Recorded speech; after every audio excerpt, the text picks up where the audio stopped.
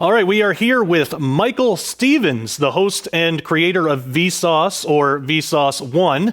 There are actually three different Vsauce channels, but the original, we have the host of the original, Michael Stevens. Michael, it is so fantastic to have you on. My wife and I, we've been enjoying your videos for quite a while now. How are you doing? I'm doing really well. It's great to be here, Josh. I'm very excited to be in the multiverse. I might always be in the multiverse, but now I'm on the Multiverse show. That's true. Indeed, you are. We are all in the multiverse as far as we know, but but we're glad to be in similar proximity with you, at least electronically, in the multiverse. Because we're actually filming this. I'm in Crane, Missouri. You're in London. Yeah, I'm in London, England, and it is in a perfect London day today. And by perfect, I mean it's exactly what you would expect. Dark, overcast, low clouds, lots of spitting rain, like not enough that you really need an umbrella, but just enough that it's very dreary. But that dreariness, I think, is important because it makes you stay inside and read and work and write, which is what I do. So I'm productive here. Same here. We've actually have a lot of storms here in Crane today, too. And as we were saying before the recording, that I'm surprised that our connection is holding up so well. So that is thrilling stuff.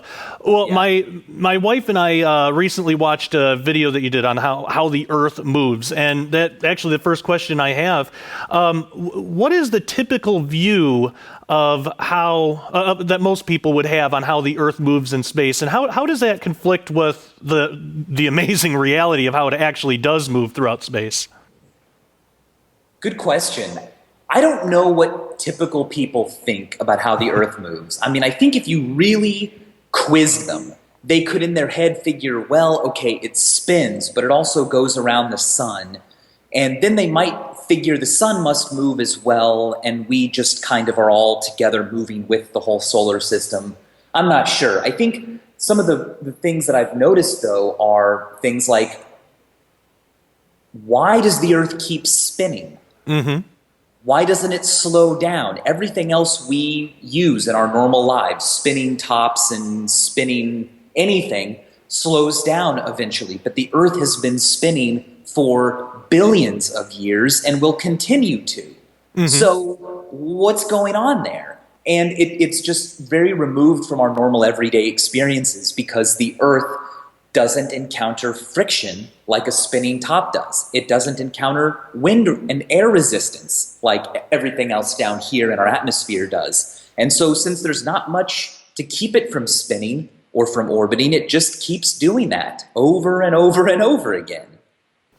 Very true. And in that same video, you also talk about how if we were to take a picture of the sun at noon every day, after a year, we would actually notice a pattern that sort of resembles a vertical infinity sign, where usually we would think that it would be just a straight up and down line. Why would we notice a pattern like that? Well, the pattern is called an analemma, and it's been known for a really long time. And, we started to realize it was really interesting when we saw that human-made clocks, human timekeeping, didn't quite agree with the sun. You can live by the sun, and you can just say that it's noon when the sun reaches the highest point in the sky that it will, each day. And it gets higher and higher throughout the year, and then in the summer it's at the highest, and then it starts moving down.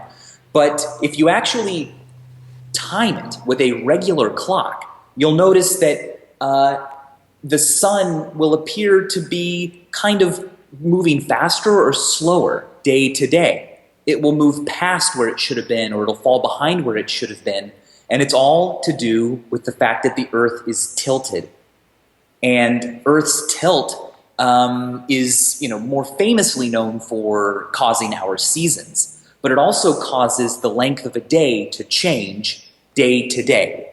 There are other things that cause the length of the day to change, like the shape of Earth's orbit.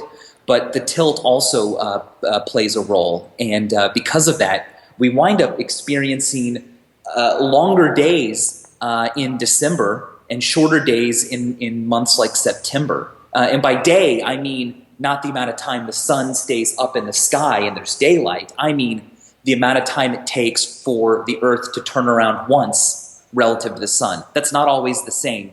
Day to day, it changes. And in a cool way, it means that the clocks we have made, human-made clocks, are actually better than the clocks that nature gave us. That's awesome, and that was one thing that I really enjoyed about that video too, because I had never really thought about that before. But that actually brings up a follow-up question to that: is why is timekeeping only ever really just an approximation? But also, why is accurate timekeeping so vitally important for our normal day-to-day modern lives?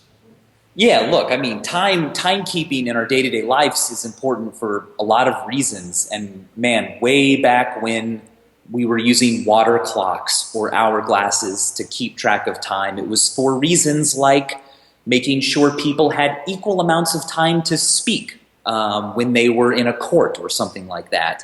And it's important on a larger scale for us to keep track of time so that we can keep track of things like the seasons. When you're dealing with agriculture, it's important to know that now's the time to plant and now's the time to harvest, and you kind of have to be able to predict when those seasonal changes will happen. What else? I was going to say something else about seasons. Oh yeah, I mean, look. Imagine being a prehistoric person who might not fully have a conception of why the seasons are cyclical. You might not feel like they were even guaranteed. And so on that winter solstice, on that solstice when the sun comes up, it rises the lowest in the sky. And then the next day you notice that it actually rises higher than it did before. You know that warmer days and longer daytimes are coming. And tracking the sun and observing the solstice becomes this really important moment because it tells you that the sun isn't going to disappear forever and never rise again.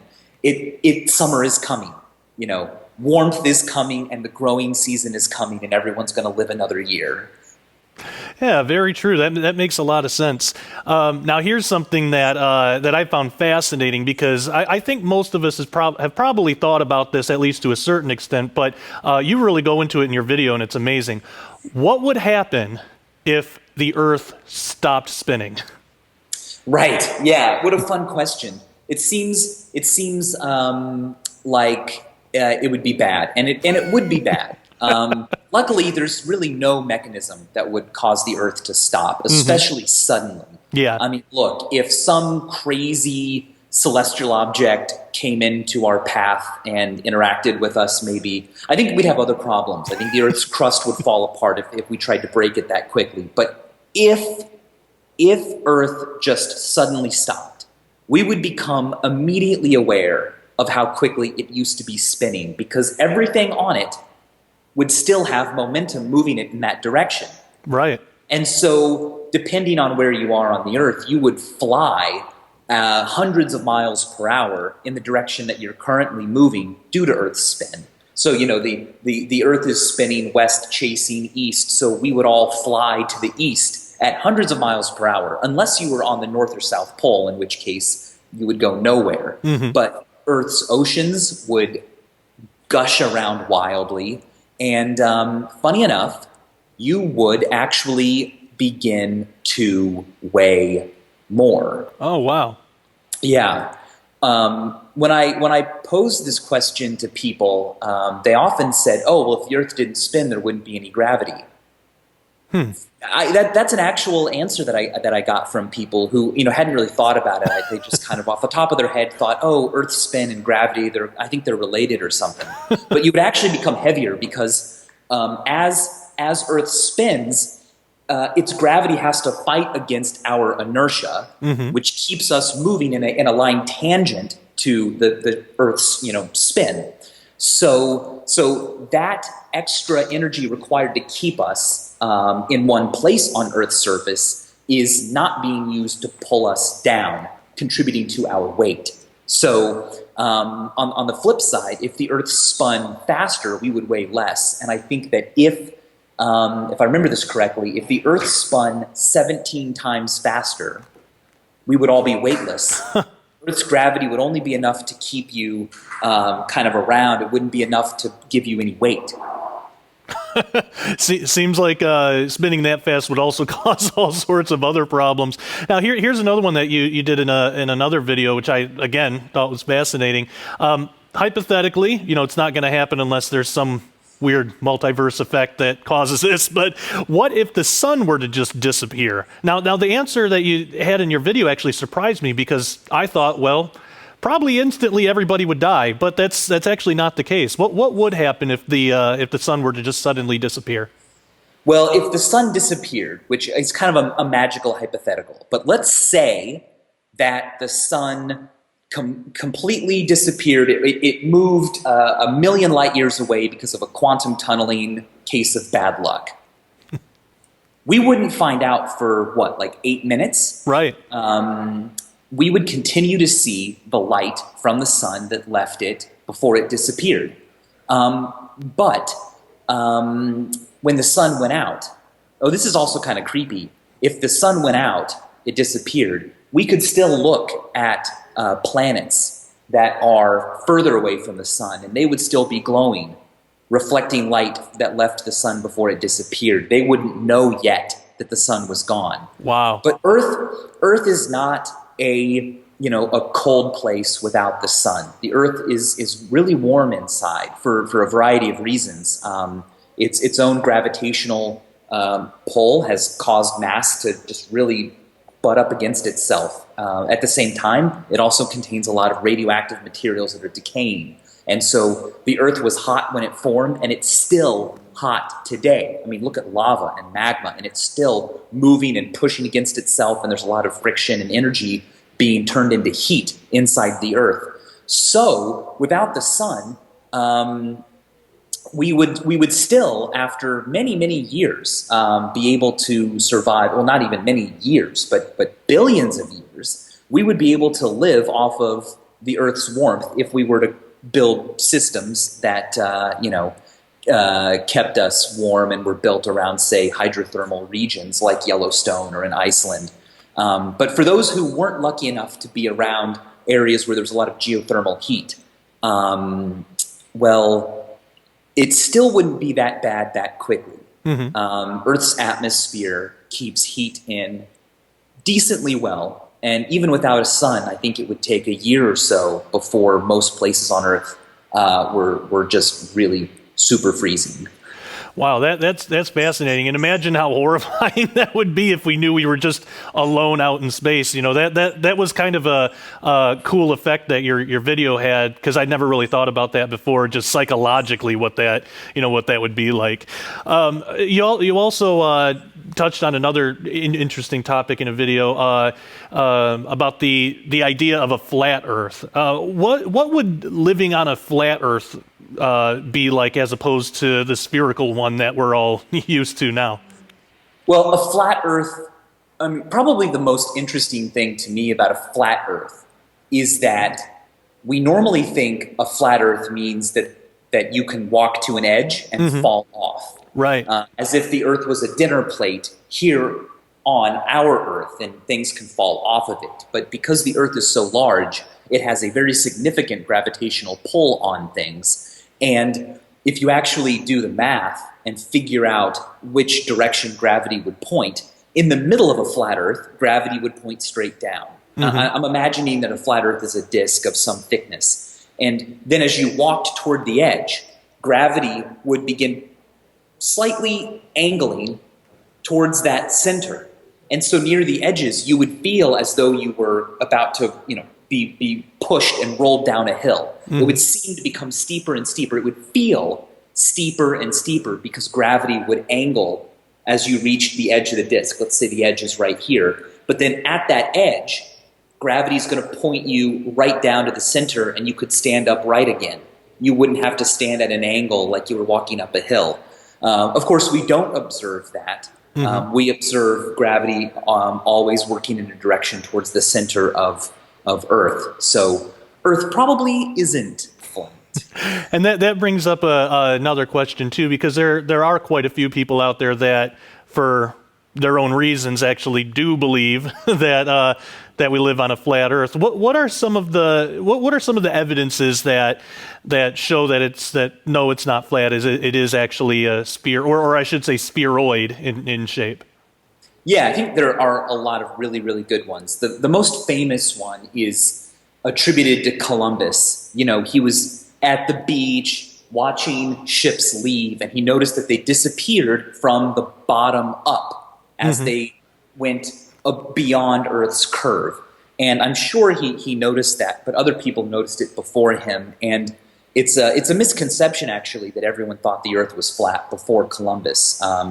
We know that the ancient Greeks, for instance, had already determined that the Earth was probably a ball, because on a day when a stick left no shadow, a vertical stick left no shadow, due north, you went far enough due north from that stick, the same vertical stick would leave a shadow, as if the Earth had curved and light rays were coming in at a different angle to that stick.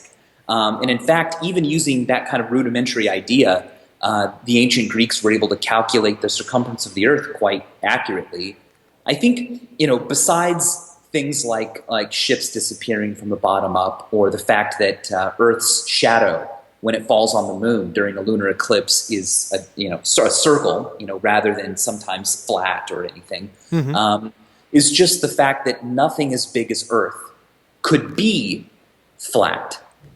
Once you're that large, the forces of gravity are strong enough that everything has to become a sphere at that size. More than a few, I don't know if it's a few kilometers or a few hundred kilometers in diameter, but at that scale, there's no material that has molecule structures strong enough to not be broken by gravity and collapse into a spherical shape. That makes a lot of sense. So you would, to accept a flat Earth model, you would have to do away with gravity and probably have to replace it with something else. Well, I mean, what's beautiful about flat Earth theory in general is that it's a great way to teach about what science is and how science works. Because although there's no material, that can be as big as Earth and not a sphere, you could still say, well, maybe it spins so quickly that all the different chunks of Earth along its shape have enough inertia in tangential directions to not collapse into a sphere. Oh, okay. Or maybe there is no gravity at all, and instead we're a disk and we're just accelerating up. Because as Einstein showed, acceleration and gravity you can't tell the difference between the two by doing simple experiments. So, what it becomes is flat Earth theories become a way to explore how we know things, and the difference between having an ad hoc explanation for everything and having a solid explanation that works for all evidence and all observations, which the round Earth theory does. Right. Yeah, that makes a lot of sense. That's a really interesting way of looking at it, and I appreciate that. I know you're limited on time, so I don't want to keep you too long. But this has been absolutely fascinating. If people want to find out more about you or check out your videos, where can they go? So all my videos are on YouTube. You can find them at youtube.com/Vsauce, letter V and then the word sauce, like hot sauce. You can check me out on Twitter. I'm Tweetsauce on Twitter. And if you haven't heard of Vsauce before, go check it out. I like to cover all kinds of topics and kind of get people excited about learning and get them to experience some contagious curiosity. Yeah, that's why I enjoy it so much, and 10.6 million subscribers agree with me. So Isn't that amazing? Isn't that amazing that many people are excited to learn things and to challenge themselves and to question things and to learn about our world? It's like, I never knew when I began that it would grow the way it has. So I'm really thankful to the people of Earth, and maybe someday of other planets who can watch. But Josh, it's been a real pleasure. Thank you for having me on. You're absolutely welcome. The honor and pleasure is all mine. We'll have to have you back on again sometime. This has been I great. would love to. Yeah, let me know. Let me know. I would love to do that. And when I'm back in the United States, we'll be closer time zone wise. So it'll be even easier. Sounds good. Well, By the way, time Yes. zones. Yes. Another piece of evidence for around Earth. There you go, time zones, and especially our difficulty in them. I was happy to find out that you're like me with time zones. I don't trust them. They're I've missed many appointments due to them. But yeah, time zone. That's another really good evidence. Well, thank you again so much, and until next time, we'll see you in the multiverse. All right. See ya. Bye bye.